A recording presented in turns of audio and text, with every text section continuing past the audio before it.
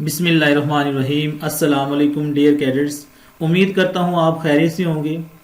आज का ये जो हमारा पहला ऑनलाइन लेक्चर है फर्स्ट ईयर का, उसमें हम स्टार्ट करेंगे कंप्यूटर आर्किटेक्चर का जो हमने चैप्टर शुरू किया हुआ था फिजिकल क्लासेस में। उन टॉपिक्स को जिनको हमने कवर कर लिया था वो उनके टेस्ट होंगे, और नंबर 2 पे जो ऑनलाइन क्लासेस होंगे, जो हमारा सिलेबस रह गया स्मार्ट जो सिलेबस दिया गया गवर्नमेंट की तरफ से, उसको हम पहले कवर करेंगे।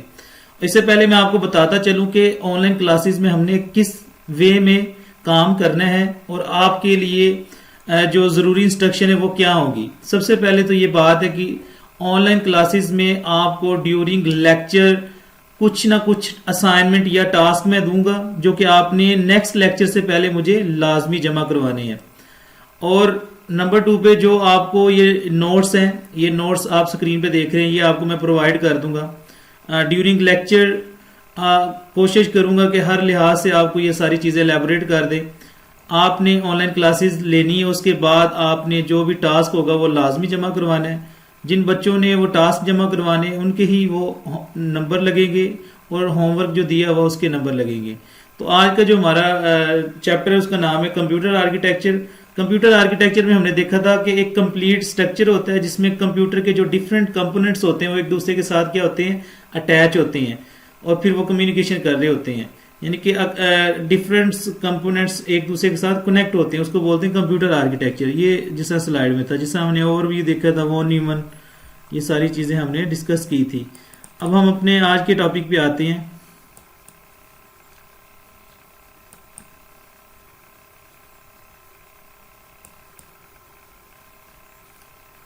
हमने बसेस की बात की थी, रैम की बात की थी।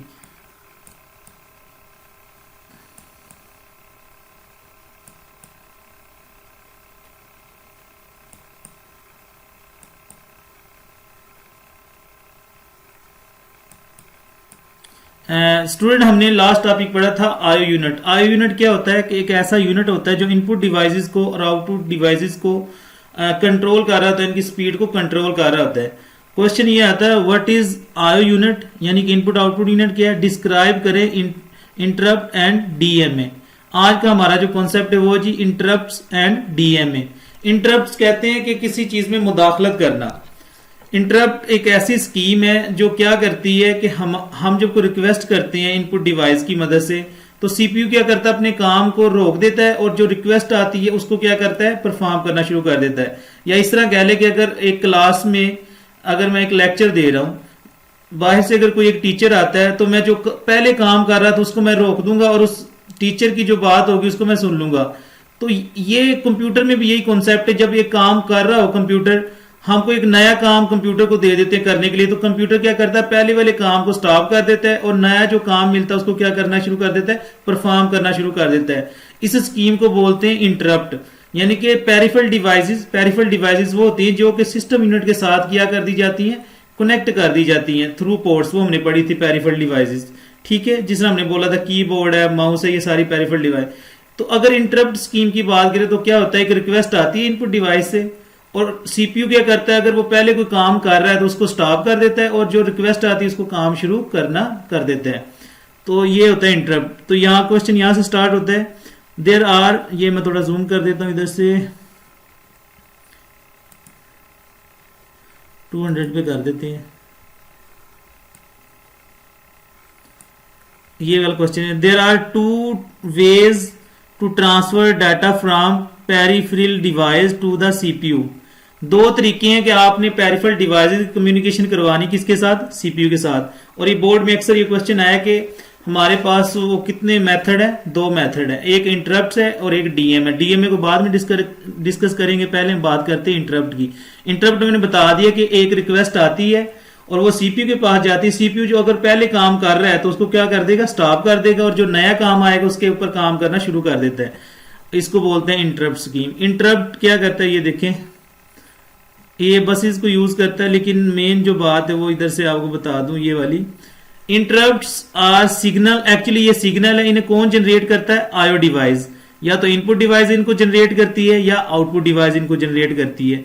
These signal inform the CPU. ये सिग्नल सीपीयू को क्या करते हैं, इन्फॉर्म करते हैं about the occurrence of certain events, कि ये बताते कि ये वाला काम कर दें, सच एज कंप्लीशन ऑफ आयो ऑपरेशन, यानी कि ये सीपीयू को बताते कि ये वाला हमारा ऑपरेशन परफॉर्म कर दें। और उसके बाद क्या करता था, सीपीयू स्टॉप्स ऑल ऑपरेशन, जो कि वो सीपीयू पहले जो ऑपरेशन कर रहा था उनको क्या कर देगा, स्टॉप्स कर लेगा, करंटली जो ऑपरेशन वो कर रहा था। And control is transfer to the interrupting device. दोबारा बात सुन ले, जिससे मैंने एग्जांपल दी थी, मैं लेक्चर दे रहा हूँ क्लास में, बाहर से एक टीचर आ जाता है तो मैं अपना जो पहले काम है उसको मैं क्या कर देता हूँ, खत्म कर देता हूँ, और जो नया काम आया उसके ऊपर काम करना शुरू कर देता हूँ। तो ये हमारे पास होता है इंटरप्ट। इंटरप्ट का जो डिसएडवांटेज है वो ये है कि सीपीयू जो पहले काम कर रहा होता है उनको कर देता है स्टॉप, जिसकी वजह से वो काम पेंडिंग में चले जाती हैं, यानी कि वो काम ज्यादा वक्त लेती है। लेकिन इसका फायदा ये है कि इसमें हमें कोई एक्स्ट्रा हार्डवेयर नहीं लगाना पड़ता, हमारा काम फौरी तौर पे होता है। तो इसका डिसएडवांटेज है the disadvantage of this scheme is that it reduce the overall performance of the processor की ये परफॉर्मेंस को क्या कर देता है, काम। जिस तरह कि बार बार अगर हम रिक्वेस्ट कर रहे हैं, इंटरप्ट बार बार सीपीयू के पास जा रहा है, पहले वाले काम को रोक रहा है, नए काम को कर रहा है, अभी पहले वाला काम मुकम्मल होया नहीं, दूसरी रिक्वेस्ट दोबारा आ जाती है, तो ये सारी कौन सी स्कीम है, इंटरप्ट। ठीक है जी। तो इंटरप्ट, तो इसको अगर आप गूगल से भी जरा चेक करेंगे तो आपको इसकी डेफिनेशन वहां से भी क्लियर मिल जाएगी। बहुत सी ऐसी चीजें जो कि क्लास में हम प्रैक्टिकल परफॉर्म नहीं कर सके थे, तो यहाँ कोशिश करेंगे उनको आपको एलैबोरेट करवाया जाए।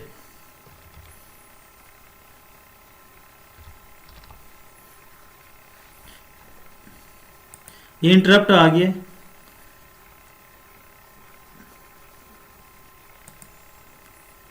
इसकी आप मुख्तलिफ ये डायग्राम देख सकते हैं, ये सीपीयू के साथ सारा काम परफॉर्म करता है। ठीक है, मुख्तलिफ किस्म के जो है ना इंटरप्ट। यहाँ एक मैं बता दूं कि पेरिफेरल डिवाइसेस भी आपको बता दूं,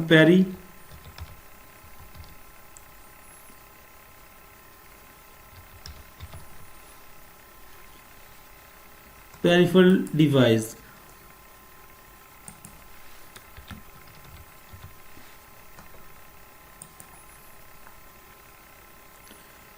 तो ये सारी पेरिफेरल डिवाइसेस आपको नजर आ जाएंगी जो सिस्टम यूनिट के साथ अटैच की जाती हैं। ये अगर इंटरप्ट की मदद से हम पेरिफेरल डिवाइस को कम्युनिकेशन करवाना चाहते हैं सीपीयू के साथ, तो उसका मैंने आपको तरीका बता दिया कि वो रिक्वेस्ट जाएगी सीपीयू के पास, सीपीयू अपने पहले वाले काम को स्टॉप कर देगा और जो वो रिक्वेस्ट आई उसके ऊपर काम करना शुरू कर देगा। ये देखिए, ये सारी जो डिवाइसेज हैं जो इसके साथ कनेक्ट है, ये कौन सी है, पेरिफेरल डिवाइसेज है। एक तो हमारे पास ये तरीका कि हम इंटरप्ट के जरिए कम्युनिकेशन करवा लेते हैं। नंबर 2 पे हमारे पास जो वे है वो है डीएमए। डीएमए क्या करता है, इसको बोलते हैं डायरेक्ट मेमोरी एक्सेस। हम चाहते हैं कि सीपीयू जो पहले वाला काम कर रहा है उसको भी स्टॉप ना करे और जो नया काम आ जाता है उसको भी वो करता रहे। जिस तरह मैं एग्जांपल देता हूँ क्लास में मैं पढ़ा रहा हूँ, टीचर आते हैं कि सर ये काम कर दे, मैं वो काम ले लेता हूँ, वो काम लेकिन मैं खुद नहीं करता, मैं किसी को दे देता हूँ, स्टूडेंट को कहता हूँ वो काम कर दे, मैं अपना काम ही परफॉर्म करता रहता हूँ और स्टूडेंट को भी यानी कि ये कह ले कि वो मेरा काम स्टॉप नहीं हुआ, मैंने सिर्फ शुरू में बस वो मुझे रिक्वेस्ट आई है, मैंने आगे किसी और को वो काम दे दिया है, अगले बंदे ने जब वो काम कर लिया तो उसने मुझे इन्फॉर्म कर दिया, यानी कि मेरी इन्वॉल्वमेंट वो क्या थी, स्टार्ट में और एंड पे। इसी तरह सीपीयू के पास अगर कोई रिक्वेस्ट आती है, वो स्टार्ट में सीपीयू को पता चलता है, सीपीयू आगे एक फॉरवर्ड कर देता है जिसको बोलते हैं डीएमए, डायरेक्ट मेमोरी एक्सेस। जब डायरेक्ट मेमोरी एक्सेस ये एक हार्डवेयर होता है, ये कंप्लीट कर लेता है तो ये इन्फॉर्म कर देता सीपीयू को जी काम हो गया, तो फिर सीपीयू आगे से वो उसको आउटपुट में शो करवा देता है। यानी कि सीपीयू अपना काम स्टॉप नहीं करता, सिर्फ स्टार्ट के और एंड के टाइम पे उसे पता चलता है कि ये काम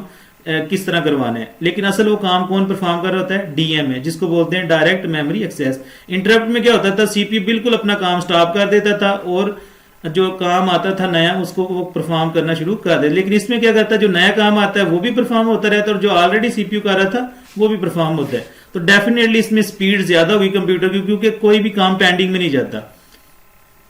it stand for direct memory access. It is a technique of performing an I operation. ये आई ऑपरेशन को परफॉर्म करती है, in which I operation is completed without involving the CPU. CPU involve नहीं है, लेकिन मैंने बताया कि स्टार्ट में सीपीयू को पता चलता है ये काम मेरे पास आया है, ये सिग्नल आया, वो सिग्नल को क्या करता है, डीएमए के पास सेंड कर देता है, और डीएम जब कंप्लीट कर लेता है उस सिग्नल को तो सीपीयू को इन्फॉर्म कर देता है और सीपीयू उसको शो करवा देता है। यानी सीपीयू स्टार्ट में और एंड पे सिर्फ शामिल हुआ है, लेकिन उसको प्रोसेस किसने की है, ये सारी कैलकुलेशन किसने की है, डीएमए ने। The CPU just issues an IO command, वो एक सीपीयू क्या इशू करता है, आईओ कमांड यानी input output command, and the rest of the work is completed with the help of special DMA यानी डायरेक्ट मेमोरी एक्सेस मॉड्यूल। और इसको control कौन कर रहा था, डीएमए कंट्रोलर भी बोलते हैं इसको। बात समझ लगी है स्टूडेंट। बात ये हुई है कि सीपीयू ने सिर्फ एक कमांड इशू की है स्टार्ट में, और एंड पे जब काम कंप्लीट होता है तब सीपीयू इन्वॉल्व होता है। बाकी सारा काम कौन कर रहा होता है, DMA. CPU then continuous to do the work task, CPU अपने काम करता रहता है। When I operation is completed, the DMA module send the interrupt signal to the CPU। जब DMA कंप्लीट कर लेता काम, जिस तरह मैंने बोला कि मुझे कोई काम मिला, किसी ने दिया है, मैं वो स्टूडेंट को दे देता हूँ। वो मैंने क्या किया, स्टार्ट में मुझे पता चला ये काम स्टूडेंट को दे दिया, स्टूडेंट ने जब वो काम मुकम्मल कर लिया मुझे बता दिया कि ये काम मुकम्मल हो गया। एक्चुअली काम तो स्टूडेंट ने किया है, वो मेरी इन्वॉल्वमेंट, या इधर हम बात समझाने की कोशिश करो, सीपीयू की इन्वॉल्वमेंट क्या है, शुरू में जब कोई काम आता है तब वो कमांड आगे डीएमए को दे देता है, डीएमए जब कुछ टाइम के बाद उसको कंप्लीट कर लेता है तो फिर वो सीपीयू को बता देता है और सीपीयू उसको शो करवा देता है। दस the CPU is involve in the beginning and the end of I operation, यानी कि सीपीयू शुरू में और आखिर में सिर्फ होता है, दरमियान में सारा काम डीएमए कर रहा होता है। And the performance of the CPU is increase, performance क्यों इंक्रीज होती है, क्योंकि सीपीयू कोई काम स्टॉप ही नहीं करता, वो अपना ऑलरेडी जो पहले काम कर रहा था उसको भी वो कर रहा होता है, और जो नया काम आता है वो डीएमए को दे देता है। लेकिन इसमें एक डिसएडवांटेज ये कि डीएमए एक स्पेशल हार्डवेयर वो लगाना पड़ता है, उसकी वजह से जो कास्ट है ना कंप्यूटर सिस्टम की वो ज्यादा हो जाती है। लेकिन इसका फायदा क्या है, ये एमसीक्यूज आ सकता है, डीएमए की वजह से स्पीड जो है ना कंप्यूटर की वो बढ़ जाती है। The disadvantage of DMA scheme is that it is more complex and more hardware is required. Student यहाँ ये इस टॉपिक में दो तरह की चीजें हमने पढ़ी कि पेरिफेरल डिवाइसेस की कम्युनिकेशन करवानी है सीपीयू के साथ। एक तरीका था इंटरप्ट, इंटरप्ट मैंने बता दिया कि ऑलरेडी जो काम है वो रोक देता सीपीयू, और जो नया काम आता उसको करना शुरू कर देता है। इस स्कीम के एक और अल्टरनेटिव जो थी वो थी डीएमए, जो कि अभी हमने डिस्कस की है। स्टूडेंट कंप्यूटर आर्किटेक्चर में जो हमारा नेक्स्ट टॉपिक है वो है रजिस्टर्स। रजिस्टर्स जैसे कि मैंने पहले क्लास में भी बताया था आपको कि हमारे पास डिफरेंट किस्म की मेमोरीज होती हैं। जो सबसे कंप्यूटर में फास्टेस्ट मेमोरी होती है वो होती है register.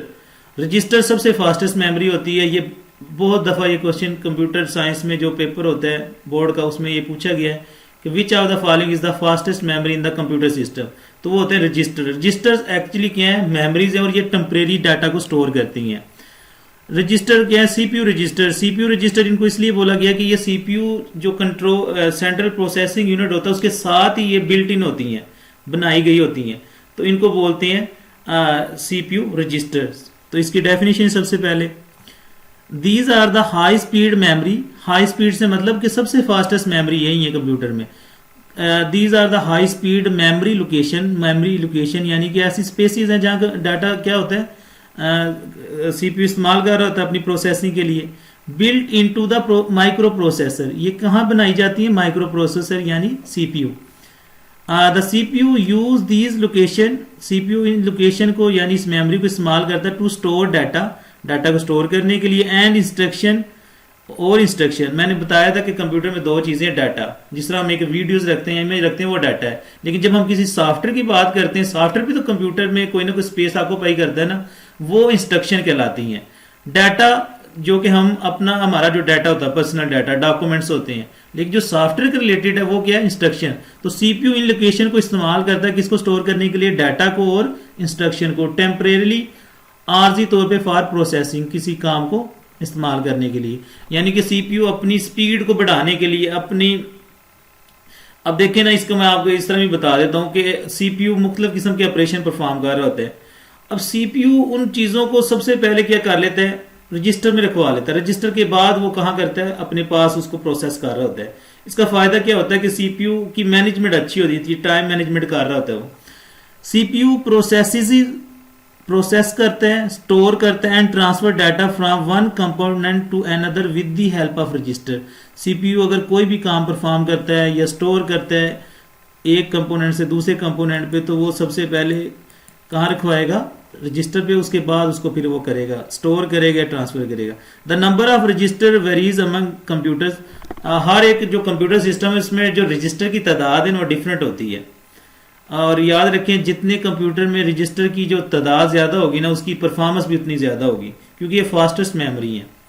It increase the performance of CPU, किसकी परफॉर्मेंस को इंक्रीज करता है? सीपीयू। और एक्चुअली अगर जब सीपीयू की परफॉर्मेंस इंक्रीज होगी है तो पूरे कंप्यूटर सिस्टम की परफॉर्मेंस क्या होगी है? इंक्रीज होगी है। क्वेश्चन आ सकता है ये वाला कि अगर सीपीयू की तादाद बढ़ा दी जाए तो स्पीड कंप्यूटर की इंक्रीज होगी या डिक्रीज होगी? तो ऑप्शन हमेशा आपने टिक करना है स्टूडेंट, इंक्रीज होगी। आगे आगे each resistor receive the information, her register information को क्या करता है? रिसीव करता है। होल्ड इट टेम्परेरली, इसको आर्जी तौर पे रखता है। एंड पास इट, और इसको आगे सेंड कर देता है। एंड डायरेक्टेड बाय सीपीयू, और जिस तरह ये कंट्रोल यूनिट लिखा हुआ है।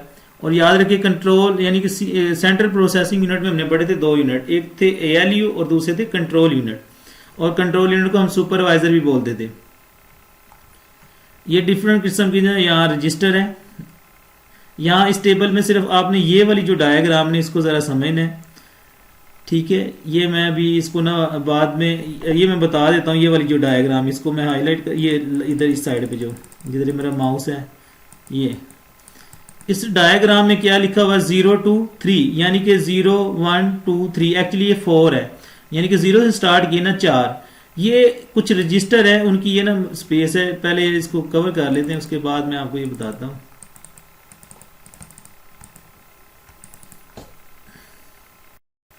स्टूडेंट हम यहाँ पढ़ेंगे डिफरेंट किस्म के रजिस्टर, और इन रजिस्टरों को क्या कहते हैं? Special purpose register.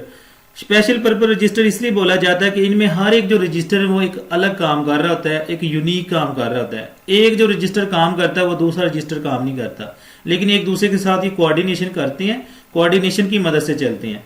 तो पहले हमारे पास रजिस्टर है जिसको बोलते हैं पीसी, यानी प्रोग्राम काउंटर। ये याद रखें, ये स्पेशल पर्पस रजिस्टर हम पढ़ रहे हैं। प्रोग्राम काउंटर, प्रोग्राम काउंटर, इसको बोलते हैं पीसी।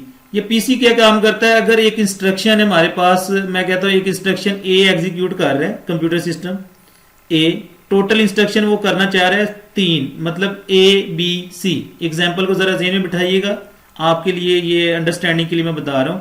कंप्यूटर 3 इंस्ट्रक्शन को करना चाह रहा है, ए बी सी, लेकिन वक्ती तौर पे वो जो जिस इंस्ट्रक्शन के ऊपर काम कर रहा है वो ए है।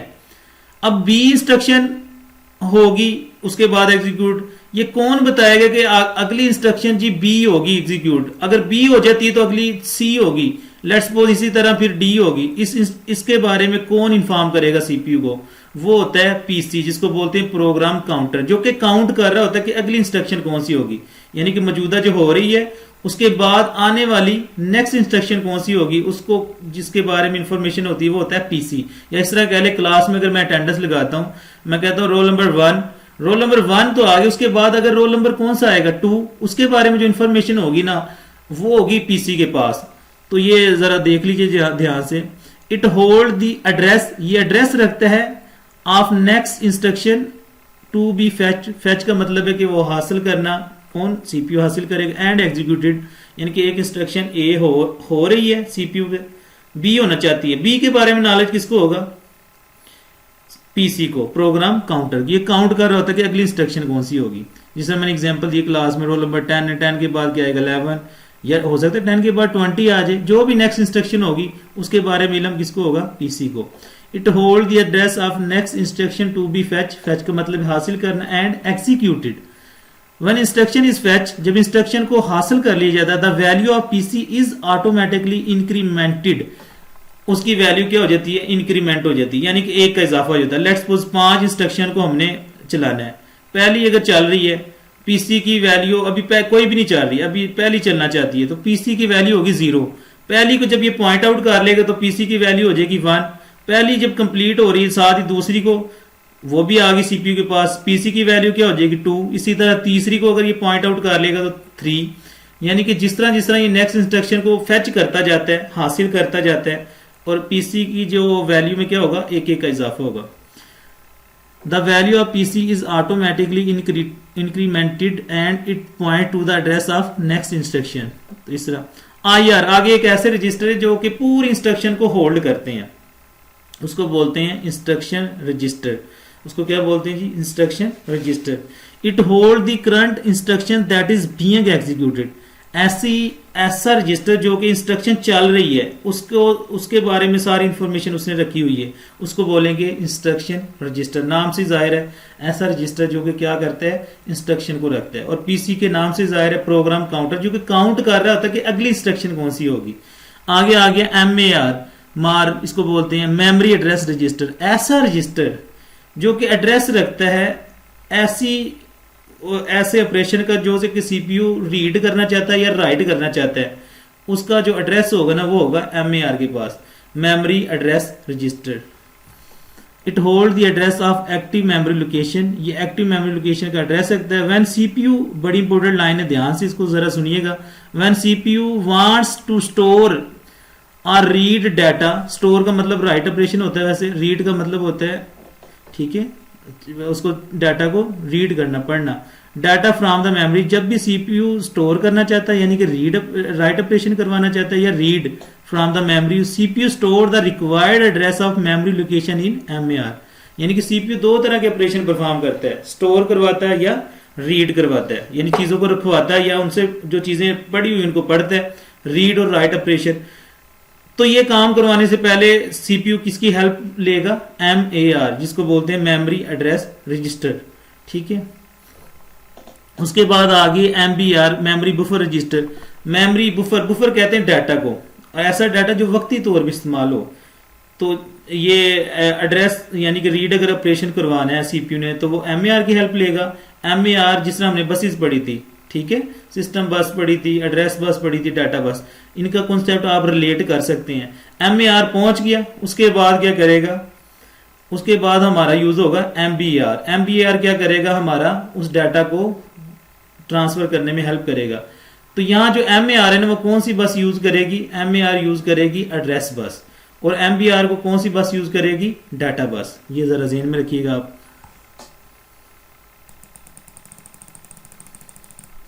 MBR यानी कि memory buffer register, memory data register भी इसको बोलते हैं। It hold the content of the memory location read from or written in the computer. ये क्या करता है, कंटेंट्स यानी कि डाटा को रखता है जो कि रीड करवाना है या राइट करवाना है।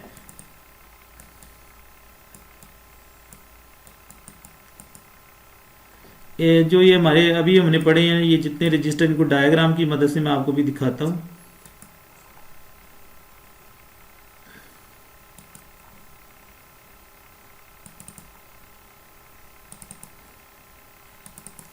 ये देखिए कुछ इधर ये आपके सामने डायग्राम है, ये हमारे पास डायग्राम है, ठीक है जी। इस डायग्राम को जरा समझ लीजिए। कोई भी काम होता है सबसे पहले वो जाता है कंट्रोल यूनिट के पास। कंट्रोल यूनिट वही है जो सुपरवाइज कर रहा होता है तमाम चीजों को, ठीक है। कंट्रोल यूनिट के क्या करता है, कंट्रोल बस को यूज कर रहा होता है डिफरेंट काम के लिए, और ये डायरेक्ट मेमोरी के साथ एड्रेस होता है, यानी कि यहां से सारी चीजें कंट्रोल यूनिट के पास आई हैं। कंट्रोल यूनिट क्या करता है, सीपीयू के पास जाता है। सीपीयू किसको यूज करेगा, अगर जो भी ऑपरेशन परफॉर्म करना चाहता है, रीड करवाना चाहता है या राइट, वो यूज करेगा MAR को, यानी कि मेमोरी एड्रेस रजिस्टर। और मेमोरी एड्रेस रजिस्टर किस बस पे जाएगा, एड्रेस बस पे। एड्रेस बस पे जब वो पहुंच गया तो उस जो भी मुतलका जो लोकेशन है यानी कि मेमोरी वहां पहुंच गया, उसके बाद वो क्या करेगा, अब इसका काम खत्म हो गया। जिस तरह हमने पढ़ा था एड्रेस बस जो होती है ना वो होती है यूनिडायरेक्शन। जब इस मेमोरी में पहुंच गया वो एड्रेस लेके, उसके बाद हमारा डाटा से काम होगा, डाटा बस। और ये जो डाटा बस है वो एक्चुअली किसके साथ रिलेट है, MBR यानी मेमोरी बफर रजिस्टर, इसको MDR भी बोलते हैं, मेमोरी डाटा रजिस्टर। तो ये जो MBR है ये डाटा को किसके पास पहुंचा देगा, IR के पास। और IR वो रजिस्टर होता है, अभी हमने डेफिनेशन की है, जो कि इंस्ट्रक्शन को करंटली एग्जीक्यूट कर रहा होता है, चला रहा होता है, एग्जीक्यूट कर रहा होता है, उसको बोलते हैं IR। दोबारा समझ लें, ये डायग्राम वेरी वेरी इंपॉर्टेंट। कोई भी हमारे पास रिक्वेस्ट आएगी वो जाएगी कंट्रोल यूनिट, कंट्रोल यूनिट उसको सीपीयू के पास, सीपीयू आगे से क्या करेगा, MAR को यूज करेगा, रीड ऑपरेशन करवाना या राइट करवाना है, कुछ भी उसने करवाना है, ठीक है। वो फिर मेमोरी के पास जाएगा, वो फिर डाटा जो आएगा जो भी रीड या राइट है वो फिर किसके पास जाएगा, डाटा बस। डाटा बस का ताल्लुक है जी MBR यानी मेमोरी बफर रजिस्टर, वो इसके अंदर उस डाटा को ले आएगी, ठीक है। और वहां से फिर वो किसके पास आ जाएगा, IR। अब जरा गौर कीजिएगा, आज का हम टॉपिक पढ़ रहे हैं CPU रजिस्टर्स। ये जितने भी रजिस्टर हम पढ़ रहे हैं, memory address register, memory buffer register, instruction register, pointer register तो वो होता है ना जो नेक्स्ट इंस्ट्रक्शन को बता रहा होता है। ये तमाम रजिस्टर ना सीपीयू के साथ होते हैं, यानी बिल्ट इन होते हैं, ये देख लें इस डायग्राम में, इसलिए इनको बोलते हैं सीपीयू रजिस्टर, क्योंकि ये सीपीयू के अंदर बिल्ट इन होते हैं। और भी डायग्राम एक दो बनाई गई, वो भी देख लेते हैं। ये देखें पीसी की जो वैल्यू है वो 00, ये 4 0 लिखे हुए, तो ये पीसी नेक्स्ट इंस्ट्रक्शन को मतलब फेच करना चाहता है, वो किसके पास जाएगा, यानी सीपीयू भी इस्तेमाल हो रहा है ना, वो जाएगा एमएआर के पास, memory address register. Memory address register जब है वो किसके पास फिर काम जाएगा, वो मेमोरी बफर रजिस्टर यानी एमडीआर भी इसको बोल रहे होते हैं, एमडीआर भी इसको बोल रहे होते हैं, यानी कि मेमोरी डाटा रजिस्टर। और ये डाटा बस उसके बाद वो जब ये सारा काम हो जाएगा तो फिर किसके साथ तल्लक होगा, आईआर के साथ, यानी कि इंस्ट्रक्शन रजिस्टर। ठीक है, और ये उन्होंने लिखा हुआ ये रिजल्ट, इसको भी रहने दें आप, यही हमारे सिलेबस का हिस्सा है। देखें पीसी ने बताया कि इस इंस्ट्रक्शन पे जाएं, उस इंस्ट्रक्शन पे कौन गया, एमएआर जब चले गया तो एमएआर का तो काम मुकम्मल हो गया, फिर डाटा लेके आना है तो वो कौन लेके आएगा, एमडीआर या एमबीआर और एमडीआर किसके पास फिर ले आएंगे डाटा, आईआर के पास। तो इस तरह ये काम कर रहे होते हैं। ठीक है जी, यहाँ भी थोड़ा सा इस डायग्राम में थोड़ा सा एलैबोरेट करते हैं। ये देखिए इंस्ट्रक्शन है, हमारे पास जो इंस्ट्रक्शन रजिस्टर है ना, जो कि करंट इंस्ट्रक्शन है वो चल रही है 0, और 0 जब चल रही है तो नेक्स्ट जो इंस्ट्रक्शन होगी इसके बारे में किसको पता होगा, पीसी को, प्रोग्राम काउंटर। ये देखें 1, यानी कि वहां 0 के बाद 1 आई और ये उसका रिजल्ट है। इसको इन दोनों को आप समझ लीजिएगा, लिखा हुआ इधर code of the current instruction. Current जो इंस्ट्रक्शन है वो चला रहा है आईआर, उसके अंदर है सारा डाटा। पीसी जो कि नेक्स्ट इंस्ट्रक्शन, लोकेशन या एड्रेस ऑफ नेक्स्ट इंस्ट्रक्शन, और इन दोनों को आपने बस अच्छी तरह करना है। ठीक है जी, इनको जरा ध्यान से समझ लीजिएगा। आगे आते हैं स्लाइड पे। स्टूडेंट अगला हमारा टॉपिक है जी स्टैक पॉइंटर रजिस्टर। असल में स्टैक पॉइंटर रजिस्टर है ना, वो स्टैक रजिस्टर के अंदर वो कॉन्सेप्ट आता है। स्टैक का क्या मतलब होता है, असल में ये लफ्ज स्टॉक भी इसको बोलते हैं। जिस तरह स्टूडेंट मैं आपसे कह देता हूँ मुझे ना आप अपनी बुक्स दे दें, जो भी आप बुक्स पढ़ रहे हैं फर्स्ट ईयर में, आप पढ़ रहे हैं उर्दू पढ़ रहे हैं, इंग्लिश पढ़ रहे हैं, कंप्यूटर साइंस पढ़ रहे हैं या और फिजिक्स पढ़ रहे हैं। मैं क्या करता हूँ, सबसे पहले जो आप बुक मुझे देते हैं, लेट्स सपोज कंप्यूटर की बुक देते हैं, मैं वो रख लेता हूँ। उसके बाद मैं रख लेता हूँ फिजिक्स की बुक रख लेता हूँ, फिर उर्दू की रख लेता हूँ, फिर पाक स्टडी की, यानी एक बुक के बाद दूसरी, फिर तीसरी, फिर इस तरह। इसको बोलते हैं स्टॉक, स्टैक भी बोलते हैं लफ्ज। ठीक है, जिस तरह भी आप प्रोनाउंस करना चाहें। तो स्टैक रजिस्टर में क्या होता है कि जो चीज सबसे पहले रखी जाती है ना, वो सबसे बाद में उसको निकाला जाता है। जिस तरह मैंने 5 बुक रख दी, सबसे पहले जो आई उसको अगर मैं चाहता हूं कि उसको मैंने रिसीव करना है, तो मैंने क्या करना पड़ेगा, पहले 4 वाली बुक्स मुझे साइड पे करनी पड़ेगी, फिर मुझे 5वीं मिलेगी। यानी कि जो सबसे पहले चीज आई है वो सबसे बाद में आउट हो रही है। इसके उल्ट क्या होता है, क्यू होती है। जिस तरह बैंक में जाएं, बैंक में जो बंदा पहले आता है उसका पहले काम हो जाता है, लेकिन स्टैक में उलट काम है, जो पहले आएगा वो लेट उसका काम होगा। उसको बोलते हैं स्टैक रजिस्टर। उसमें कॉन्सेप्ट यूज होता है स्टैक पॉइंटर रजिस्टर। गूगल पे अगर इसको जरा आप देखें तो मैं भी आपको बताता हूँ, इधर यहाँ लिखते हैं स्टैक रजिस्टर। जो पहले लिखे हैं उनको भी जरा आप सर्च कर सकते हैं। जैसे हमने पीसी पढ़ा था, पीसी को आप सर्च कर लें, ये आ गया, ये पहले वाला था, इसकी आप डायग्राम, ये अगर आप इसकी डेफिनेशन यहाँ से भी देख सकते हैं। PC is a CPU register in the computer processor which has the address of next instruction, जो कि नेक्स्ट इंस्ट्रक्शन का जो क्या रखते हैं, एड्रेस रखता है, टू बी एग्जीक्यूटेड। इसी तरह आप हमने बाकी जिस तरह रजिस्टर पढ़े थे, हमने भी पढ़ा था आईआर रजिस्टर। आईआर रजिस्टर इधर आ गया। आईआर रजिस्टर के पे होता है जो करंट इंस्ट्रक्शन है एग्जीक्यूट हो रही है। इन कंप्यूटिंग इंस्ट्रक्शन, ये मैं थोड़ा जूम कर देता हूं आपको बेटे, सॉरी ये थोड़ा ज्यादा जूम हो गया। In computing the instruction register और करंट, इसका दूसरा नाम होता है करंट इंस्ट्रक्शन रजिस्टर, क्योंकि करंट जो इंस्ट्रक्शन है ये उसका ये सारा डाटा रखता है। Is the part of CPU control unit that hold the instruction currently being executed और डिकोडेड, जो कि एग्जीक्यूट हो रही है। इसी तरह और हमने रजिस्टर पढ़े थे एमबीआर, उसको एमडीआर भी बोलते थे, एमएआर मेमोरी एड्रेस रजिस्टर। इनको अच्छी तरह कोशिश करें, इनको कंप्लीट कर लें क्योंकि ये बहुत इंपॉर्टेंट टॉपिक है। In computer the memory address register is the CPU register that either store the memory address, वो मेमोरी एड्रेस को स्टोर करता है, from which data will be fetch to the CPU, जो कि सीपीयू को fetch करना चाहता है। नंबर 2 पे या फेच करना चाहता है, या address to which data will be send and store, या तो सीपीयू को डाटा पढ़ना चाहता है या स्टोर करवाना चाहता है। उसके लिए जो सबसे पहले सीपीयू यूज करेगा एमएआर को। इसका दूसरा जो नाम है वो इसका मेमोरी एड्रेस रजिस्टर। ये उसके बाद यूज होता है हमारे पास जी MBR। MBR का दूसरा नाम है MDR, मेमोरी बफर रजिस्टर भी बोलते हैं, मेमोरी डाटा रजिस्टर भी बोलते हैं। MBR ये आ गया इधर MBR। Memory buffer register also known as a memory data register, इसका दूसरा नाम है। Is the register in a computer processor or central processing unit CPU that store the data being transferred. MAR पहुंच गया address पे, address bus की मदद से। उसके बाद डाटा बस की मदद से डाटा आना है, तो वहां फिर वो डाटा किसके पास जाएगा, MDR या MBR, और यहां से फिर डाटा किसके पास जाएगा, IR के पास। ठीक है, लेकिन अब हम बात कर रहे थे स्टैक रजिस्टर की। स्टैक मैंने बता दिया कि जो फॉर एग्जाम्पल आप बुक्स मुझे देते हैं, मैं पहली बुक रखता हूँ, फिर उसके बाद दूसरी, फिर तीसरी, लेकिन जब उनको रिसीव मैंने करना है तो जो पहली बुक आई है ना उसको सबसे एंड पे निकाला जाएगा, और जो एंड पे रखी वो सबसे पहले निकल जाएगी। इसको बोलते हैं लास्ट इन फर्स्ट आउट। जो चीज पहले लास्ट पे आई है वो पहले निकल रही है, या कहते हैं फर्स्ट इन, जो चीज पहले आ गई लास्ट आउट। इसको बोलते हैं, मैं अभी अभी इधर लिख देता हूँ आपको पहले, स्टैक रजिस्टर। स्टैक पॉइंटर भी होता है, स्टैक रजिस्टर भी है। कहता है stack register in a computer central register whose purpose is to keep track of a call stack. इसको डायग्राम की मदद से मैं अभी दिखाता हूं आपको इधर से।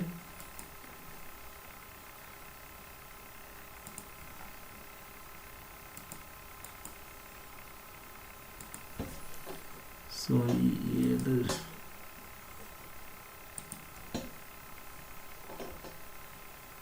ये देखिए स्टैक रजिस्टर हमारे पास आ गया।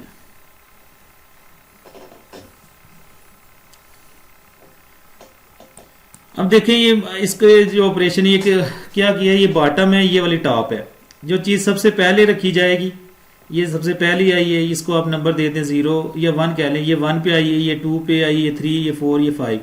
अब जो सबसे पहले आई है ना वो सबसे लास्ट पे होगी, क्योंकि इसमें तरतीब ये होती है कि एक डायरेक्ट नहीं निकाल सकते आप, इसमें ये नहीं है। इसमें ये कि पहले ऊपर वाली हटाएं, उसके बाद दूसरी, फिर तीसरी, फिर एंड पे। तो इसको बोलते हैं जी, ये टॉप है, ये बॉटम है इसका। ठीक है, ढेर लगाया होता है ना, तो इसको बोलते हैं स्टॉप। तो ये बॉटम, ये टॉप है, इसको बोलते हैं लीफो। लीफो का मतलब होता है स्टैंड फॉर, सुन लें बहुत इंपॉर्टेंट है ये जी, लास्ट इन फर्स्ट आउट। जो चीज लास्ट पे आई है ये वाली टॉप पे, यानी कि सबसे एंड पे आई है ये वाली फर्स्ट आउट, इसको सबसे पहले वो क्या कर सकता है, एक्सेस कर सकता है। और चीजों को जब रखवाया जाता है, यानी कि स्टैक पॉइंटर में रखवाया जाता है, उसको बोलते हैं पुश। यानी चीजों को जब रखवा रहे हैं आप, स्टोर कर रहे हैं, उसको बोलते हैं पुश ऑपरेशन। और जब चीजों को निकाल रहे हैं उसको बोलते हैं पॉप ऑपरेशन। ये बुक में नहीं है, लेकिन आप थोड़ा इसको समझ लीजिएगा। जब चीजों को स्टोर करवाना स्टैक में वो होगा पुश ऑपरेशन, और जब निकलवाना है तो वो होगा पॉप ऑपरेशन। और इसमें दो चीजें होती हैं, बॉटम और टॉप। और यहाँ जो सब लास्ट पे जो टॉप पे होता है जिसको पॉइंट आउट करता है उसको बोलते हैं स्टैक पॉइंटर। उसको क्या बोलते हैं जी, स्टैक पॉइंटर। एक हमने पढ़ा था प्रोग्राम काउंटर, वो चीज, ये स्टैक पॉइंटर। अब ये देखें, इसको फ्रंट भी बोलते हैं। फ्रंट का मतलब यहाँ से चीज निकलती है। और ये इसको क्या बोलते हैं, रेयर, यानी कि ये एंड पे जो चीज होती है उसको बोलते हैं। ये इसका दूसरा नाम ये भी है, फर्स्ट इन। जो चीज फर्स्ट पे आई थी, फर्स्ट इन। ये क्यू की बात की इसने, सॉरी, ये क्यू की बात की। क्यू में क्या होता है कि जो चीज पहले आई है वो पहले ही निकल गई, जिस तरह बैंक में जाते हैं। लेकिन उसका उल्ट किया हमारे पास स्टैक, जो चीज पहले आई वो लास्ट। इसको लीफो भी बोलते हैं और इसको फीलो भी बोलते हैं। फीलो किस तरह बोलते हैं, फर्स्ट इन, यानी कि फर्स्ट इन लास्ट आउट, दो इसके लफ्ज है जी। ठीक है, तो ये हमारे पास होता है। और इसको पॉइंट करता है स्टैक पॉइंटर, टॉप को पॉइंट करता है। Arrangement of data is called stack. Data की जो अरेंजमेंट है मैंने बता दी है। जो चीजें पहले रखी जाएंगी वो बाद में निकलेंगी, और जो बाद में रखी जाएंगी वो पहले निकल जाएंगी, क्योंकि ऊपर से सारा डाटा अचीव करना होता है। Arrangement of data is called stack and data is store in are retrieve from stack using LIFO. Last in, सबसे देखे 5 बुक रखनी, 5वीं वाली बुक पहले निकल जाएगी। लास्ट इन फर्स्ट आउट भी बोलते हैं इसको, LIFO.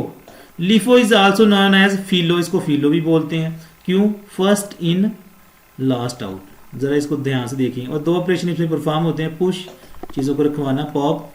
Instruction are usually use in stack are to store और रिट्रीव द वैल्यूज। एसपी यानी कि stack pointer register is use to manage the stack. SP pointer इसमें यूज होता है। And it store the value of top of the stack. यानी कि अगर push operation perform करना है फिर भी एसपी यूज होगा, पॉप करवाना है फिर भी क्या यूज होगा, एसपी यानी कि स्टैक पॉइंटर रजिस्टर इस्तेमाल होगा। लास्ट वाला हमारे पास आज का जो टॉपिक है उसको ज़रा देखते हैं। वो हमारे पास है जनरल पर्पस रजिस्टर। अब हमने ये पहले जो रजिस्टर पढ़े हैं स्टूडेंट वो थे स्पेशल पर्पस रजिस्टर, जिसमें हमने पढ़ा था PC program counter, MAR memory address register, MBR memory buffer register, IR instruction register या स्टैक रजिस्टर, वो थे स्पेशल पर्पस। अब है जनरल पर्पस रजिस्टर जिनको बोलते हैं GPR भी। ये भी टॉपिक है हमारे सिलेबस का शामिल है। ये जनरल पर्पस क्या है कि ये बाकी रजिस्टर के साथ मिलके काम परफॉर्म कर रहे होते हैं, ये अकेले नहीं काम परफॉर्म करते हैं, इसलिए इनको बोलते हैं general purpose registers. These register are used to perform arithmetic and logic operation। ये कौन से काम परफॉर्म करते हैं? arithmetic and logic operation। और जो पहले वाले रजिस्टर थे वो क्या काम करते हैं? इंस्ट्रक्शन को चलाना किस तरह है, चलाएंगे तो उसके बाद ही फिर हम arithmetic या logic operation परफॉर्म करेंगे ना। सबसे पहले तो इंस्ट्रक्शन को फॉलो करना है ना, कि इंस्ट्रक्शन सबसे पहले किधर आई, वो जाएगी कंट्रोल यूनिट के पास। कंट्रोल यूनिट आगे किसको भेजेगा? CPU के पास। CPU एक्चुअली किसके पास भेजता है? MAR के पास। MAR किसके पास जाएगा? मेमोरी के पास, और वहां से डाटा लेके आएगा, और वो डाटा किसके पास ले आएगा? MBR यानी कि MDR जिसको बोलते हैं मेमोरी बफर रजिस्टर या मेमोरी। और फिर वो इंस्ट्रक्शन किधर जाएगी? IR के पास। अब IR के पास जो इंस्ट्रक्शन हो रही है उसमें एक्चुअली हमारे पास और कुछ रजिस्टर यूज होते हैं जिनको बोलते हैं general purpose register. These register are use to perform arithmetic and logical operation. इसमें ये लिखा हुआ लफ्ज EAX। E का मतलब होता है एक्सटेंडेड और A का मतलब होता है अक्यूमुलेटर। X का मतलब रजिस्टर। ये जहां भी लिखा हुआ ना X उसका मतलब है रजिस्टर। और E मैंने बता दिया एक्सटेंडेड। B का मतलब है बेस यानी एक्सटेंडेड बेस रजिस्टर। इसका मतलब है एक्सटेंडिस काउंटर रजिस्टर। ये डेस्टिनेशन या डाटा रजिस्टर भी इसको बोलते हैं। ये जो होंगे ना सारे ये होंगे 4 बाइट्स के। ये बहुत दफा ये भी क्वेश्चन आया जी, EAX वाले जो रजिस्टर है वो कितनी मेमोरीज ऑक्यूपाई करते हैं? 4 बाइट। इसीलिए मैंने बोला था यहाँ एक ना डायग्राम है वो थोड़ी हेल्पफुल है आपके लिए। ये वाली ये देखिए हमारे पास ये पूरा EAX है ना वो ऑक्यूपाई कर रहा है 0 से लेके 3। एक्चुअली 0 से शुरू किया है तो ये 4 बनता है, 1 से भी शुरू करें तो फिर 4 बनता है, 0 से किया तो ये यानी कि 1 2 3 4। तो ये टोटल जो है ना कितने बाइट ऑक्यूपाइड कर रहा है मेमोरी? 4 बाइट। ये वाली एक बाइट है, ये वाली बाइट है, ये वाली है। आगे से EX को डिवाइड किया गया AX में, ठीक है। अगर AX 4 बाइट को ऑक्यूपाई कर रहा है और AX फिर कितनी ऑक्यूपाई करेगा जरा सोचें। 4 बाइट वो कर रहा है, अगर उसको 2 डिवाइड पार्ट्स में कर दे तो ये कितना करेगा? 2 बाइट्स। और अगर इसको AX को भी डिवाइड कर दे 2 पार्ट्स में, AH यानी कि A का मतलब होता है एक्यूमुलेटर और H का मतलब है हाई, और इधर भी एक्यूमुलेटर, इसका L का मतलब है लो। ये बेस है यानी कि इसको भी 2 पार्ट्स में डिवाइड कर दिया गया, हाई में और लो में। अगर सिर्फ AH की बात करें, AX 2 बाइट को ऑक्यूपाई करता है और AH कितनी करेगा? 1 बाइट। और इसी तरह AL कितनी करेगा? 1 बाइट। ये MCQ यहां से बनता है, इसको जरा ध्यान से देख लीजिए। EAX कंप्लीट जो मुकम्मल है वो 4 बाइट को ऑक्यूपाई करता है, उसको भी डिवाइड करते हैं AX में, वो करेगा 2 बाइट। और AX को भी मजीद डिवाइड करते हैं लो में और हाई में, वो 1 बाइट को ऑक्यूपाई करेंगे। सिर्फ ये वाले जो आपने ने इसको जरा समझ लीजिएगा, ठीक है। इसका डायग्राम कितना यूज था इधर।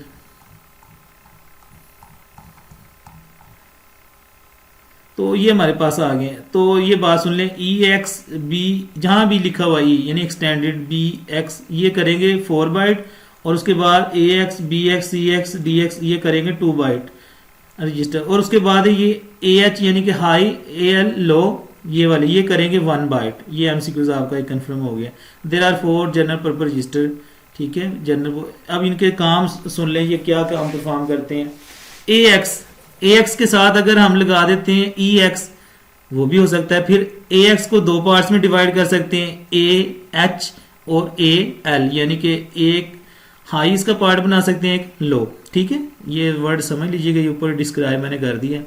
अब AX है तो ये 2 बाइट ऑक्यूपाई करेगा, और इसी के साथ अगर हम AX लगा दे तो 4 बाइट, और अगर इसको डिवाइड कर दे 2 पार्ट्स में जिस तरह यहाँ लिखा हुआ है AH और AL, तो ये 1 बाइट को ऑक्यूपाई करेगा जिस तरह डायग्राम में बताया गया। इसका काम क्या होता है? It is used for arithmetic and logic operation. ये यूज होता है अरिथमेटिक एंड लॉजिक ऑपरेशन के लिए। It hold the initial data to be operated upon and the final result of processing. ये इब्तदाई डाटा रखता है और उसका फाइनल रिजल्ट उसके पास आता है इसके बाद। The result of arithmetic operation are return to accumulator for transfer to the main memory through buffer register. तो वो ये इसको ज़रा देख लीजिएगा आप कि इसमें उन्होंने बात की है कि जो रिजल्ट है वो किसके पास आएगा, इसके पास आएगा, और ये आगे से किसको ट्रांसफर कर देगा, बफर रजिस्टर को। क्योंकि देखें अब ये बफर रजिस्टर के साथ मिलकर काम कर रहा है। जनरल पर्पज रजिस्टर होते ही वो है जो दूसरे रजिस्टर के साथ मिलकर काम कर रहे होते हैं। बी एक्स क्या करता है, और it is use for arithmetic and data movement operation. इसके दो काम है जी, अरिथमेटिक भी और डाटा। वो भी अरिथमेटिक करता है लेकिन वो लॉजिक ऑपरेशन भी करता है। लेकिन यहाँ कौन सा आ गया, मूवमेंट ऑपरेशन आ गया। C X stand for counter register, और काउंटर ये काउंटिंग के लिए इस्तेमाल होता है। It is use for counting purpose. It act as a counter in loops. Loops पढ़ते हैं हम साइड में, लेकिन अभी इसको याद रख लीजिए सी एक्स लूप्स के लिए भी इस्तेमाल होता है, एक चीज को अगर रिपीट करना हो बार बार। डी एक्स क्या है, stand for data register. It has a special role in division and multiplication. याद रखें ये डिवीजन और मल्टीप्लीकेशन को सिर्फ कर रहा होता है। सारे अरिथमेटिक ऑपरेशन की बात करें उसमें एडिशन भी आती है, सब्ट्रैक्शन भी आती है, लेकिन ये सिर्फ दो काम को कर रहा होता है, डिवीजन और मल्टीप्लीकेशन। लेकिन ऊपर जो दो थे हमारे पास ए एक्स और बी एक्स, ये अरिथमेटिक कर रहे हैं, यानी कि चारों ऑपरेशन परफॉर्म कर रहे हैं, प्लस ये लॉजिक भी कर रहा है और ये डाटा मूवमेंट। इनको जरा गौर से देख लीजिएगा। आगे हमारे पास एड्रेस रजिस्टर या इसको बोलते हैं सेगमेंट रजिस्टर। ठीक है, ये सेगमेंट रजिस्टर क्या होते हैं, सबसे पहले डायग्राम से मैं आपको बता दूं कि सेगमेंट रजिस्टर क्या है हमारे पास। ये स्टैक रजिस्टर हो गया था, ये वाला, ये स्टैक रजिस्टर की मैंने बताई थी डायग्राम्स, आपके साथ शेयर भी कर दी जाएंगी। ठीक है, ये देखें, ये लास्ट इन फर्स्ट आउट, इनको अब जरा देख लीजिएगा जो टॉपिक बताया मैंने। आगे आते हैं सेगमेंट रजिस्टर।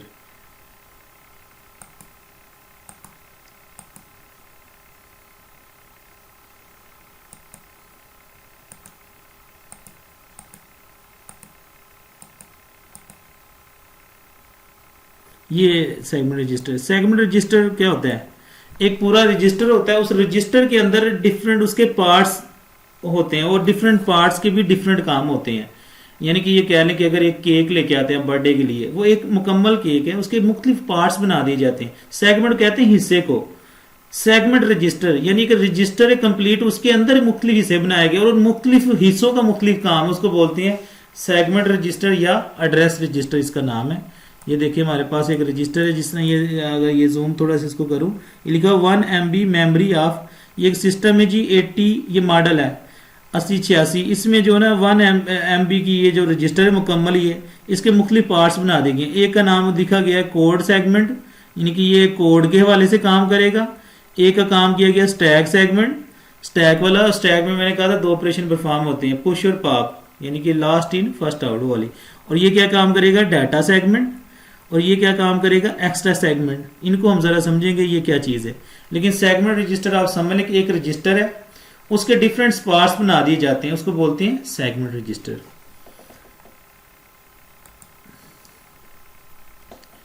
वो ऊपर वाले थे हमारे पास जनरल पर्पस, और ये हमारे पास है सेगमेंट रजिस्टर। इसमें पहला हमारे पास रजिस्टर जी कोड सेगमेंट।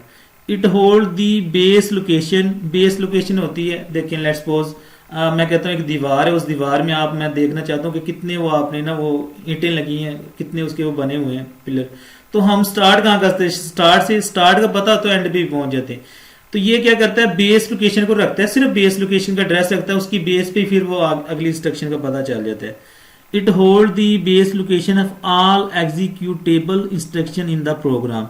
एग्जीक्यूटेबल का मतलब जो इंस्ट्रक्शन चलनी है, चलानी है, वो उनके उसका बेस जो ना लोकेशन को ये सिर्फ रखते हैं। जैसे मैं कहता हूँ 5 इंस्ट्रक्शन रखनी है, 5 इंस्ट्रक्शन में 5 का एड्रेस नहीं रखेगा, ये सिर्फ रखेगा पहली वाली इंस्ट्रक्शन का। पहली का इसको पता चल गया तो दूसरी का भी पता चल जाएगा। और दूसरी और तीसरी का किस एक और भी हमने पढ़ा था, पीसी प्रोग्राम काउंटर, वो उसकी हेल्प से ये काम कर रहा होगा। दोबारा सुन लें, it hold the base location. Base location का पता होगा, बाकी इंस्ट्रक्शन पे भी ये पहुंच जाएगा, जो कि क्या करनी है, एग्जीक्यूटेबल बाद में चलानी है। CS अलॉन्ग विद IP, यानी देखिए IP इसको बोला है, ठीक है। और IP आपको बता दूं ये PC है, ठीक है, PC भी बोलते हैं इसको। इंस्ट्रक्शन पॉइंटर बोला है या प्रोग्राम काउंटर, ये की बात। ये किसके साथ यूज होता है, IP इंस्ट्रक्शन पॉइंटर, या इसको बोलते हैं PC प्रोग्राम काउंटर, जो कि हमने पहले डिस्कस किया, ये उसके साथ यूज होता है। और क्या करता है, नेक्स्ट इंस्ट्रक्शन को क्या करता है, फेच करता है, यानी कि बेस लोकेशन में पहुंच गया, उसकी मदद से फिर पीसी को यूज करेगा, फिर अगले भी पहले पहुंच जाएगा, फिर उसके बाद पीसी को यूज करेगा, यानी कि प्रोग्राम काउंटर। और प्रोग्राम काउंटर का दूसरा नाम इधर पढ़ लिया है, आईपी इंस्ट्रक्शन पॉइंटर। आगे आगे data segment, it is the default base location for memory variable. ये मेमोरी वेरिएबल क्या होते हैं ये जरा मैं बता दूं कि मेमोरी का जो एड्रेस है ना, मेमोरी वक्ती तौर पे जहाँ स्टोर होती है, डाटा को स्टोर करती है, उसको बोलते हैं मेमोरी वेरिएबल। तो ये किसका एड्रेस डिफॉल्ट बेस लोकेशन रखता है, किसका, मेमोरी वेरिएबल का। इसमें दो चीजें होती हैं, ds point two data in memory using DI लिखा और SI डेस्टिनेशन इंडेक्स, और इसको बोलते हैं सोर्स इंडेक्स। डेस्टिनेशन होता है मंजिल और सोर्स होता है जिधर से भेजी गई है। डेस्टिनेशन इंडेक्स और सोर्स इंडेक्स, डाटा सेगमेंट में दो इसके पार्ट्स होते हैं, होता है डेस्टिनेशन इंडेक्स और सोर्स इंडेक्स। ठीक है जी, ये इंस्ट्रक्शन किधर से मतलब स्टार्ट हुई है और किधर इसका एंड हो रहा है, तो इसके बारे में जो इन्फॉर्मेशन होगी वो होगी डाटा सेगमेंट, और इसमें दो चीजें होती है। उसके बाद एक दो पॉइंट्स और हैं, इनको जरा देख लीजिएगा ध्यान से। एक हमारे पास extra segment, it is an additional base location for memory variable. अगर कुछ चीजें अगर इसके साथ हैंडल नहीं हो रही डाटा सेगमेंट से, यानी कि हम कहते हैं कि ये हमारे पास था सोर्स इंडेक्स, यानी ये इंस्ट्रक्शन स्टार्ट यहाँ से हुई है, ये यहाँ इंस्ट्रक्शन एंड हो रही है, लेकिन उसके अलावा अगर कोई इंस्ट्रक्शन है उनका जो एड्रेस रखेगा वो होगा extra segment. It is an additional base location for memory variable. ये भी मेमोरी वेरिएबल को रख रहा है और ये भी मेमोरी को रख रहा है, लेकिन ये कौन सी है, एडिशनल, एक्स्ट्रा। स्टैक सेगमेंट क्या होते हैं, स्टैक रजिस्टर के लिए जो यूज होता है। It contain the base location of current program stack. ये करंट प्रोग्राम का जो स्टैक होता है ना, उसको ये एड्रेस कर रहा होता है। मैं आपको बताता हूँ ये क्या चीज है। ये देखिए, ये आगे इधर ये वाला, ठीक है। स्टैक सेगमेंट क्या करेगा, स्टैक पॉइंटर का एड्रेस रखेगा, ये वाला जो टॉप है। टॉप का पता चल गया, उसके बाद इसके जो नीचे, क्योंकि सारे काम यहाँ टॉप से होंगे, इसका पता चल गया, फिर वो ये इसको फॉलो करेगा, उसको पॉप करेंगे, उसके बाद इसको यानी कि ये हमारे पास इधर होना चाहिए स्टैक। तो इसको जो रखता है वो हमारे पास होता है जी, इधर अभी गई है स्लाइड, दोबारा सुन लें। Stack segment, it contain the base location of current program stack, यानी कि स्टैक पॉइंटर का ये एड्रेस रखता है, ठीक है। आगे आगे इंस्ट्रक्शन पॉइंटर, आईपी भी बोलते हैं और पीसी भी इसको बोलते हैं। और हमने पहले देखा है कि हमारे पास जो कोड सेगमेंट था ना, वो कोड सेगमेंट ये देख लें, वो यूज होता था किसके साथ, आईपी के साथ। इनको जरा प्रैक्टिस कर लीजिएगा। Stack code segment along with IP, IP यानी पीसी भी बोलते हैं। फेच द नेक्स्ट इंस्ट्रक्शन, ये उसका काम। इंडेक्स रजिस्टर क्या होता है, इंडेक्स रजिस्टर, इंडेक्स का मतलब ये होता है कि चीज़ों की लोकेशन, ठीक है। जिस तरह मैं कहता हूँ कि 1000 बंदे में से अगर मैं कहता हूँ कि 50 एक नंबर है मेरे पास, रेंज है जी 0 से लेके 1000, मैं कहता हूँ 55 कौन सा है, 55 खास लोकेशन, उसको बोलते हैं इंडेक्स। लेकिन उस इंडेक्स का पहुंचने के लिए मुझे पता होना चाहिए कि शुरू कहाँ से हो रहे हैं और एंड कहाँ से हो रहे हैं। तो इसलिए इसमें दो चीज़ें होंगी। डाटा सेगमेंट देखिए इधर हमने पढ़ा था, ये क्या करता है, ये वाली रखता है base location of memory variable, और इसमें दो यूज होते थे। डेस्टिनेशन इंडेक्स, ये देख लें आ भी गया, और सोर्स इंडेक्स। इसके लिए जो इस्तेमाल होगा वो होगा इंडेक्स रजिस्टर। इनको आपने सीक्वेंस के साथ करना, very very important topic. Student last में हम ना इस टॉपिक को ओवरव्यू करते हैं। आज के टॉपिक में हमने देखा है कि जी हमारे पास रजिस्टर क्या होते हैं, सीपीयू रजिस्टर क्या होते हैं। उससे पहले हमने पढ़ा था इंटरप्ट क्या होता है, उससे पहले उसके साथ ही हमने पढ़ा था डीएमए क्या होता है, और ये सारी चीज़ें हमने पढ़ी है। नेक्स्ट जो आपका ये जो होगा लेक्चर, उससे पहले आपने ये वाले सारे टॉपिक अच्छी तरह डिस्कस करने हैं। अगर किसी तरह का कोई क्वेश्चन हो तो आप मुझसे पूछ सकते हैं। इंशाल्लाह मिलते हैं नेक्स्ट लेक्चर के साथ। अल्लाह हाफिज़।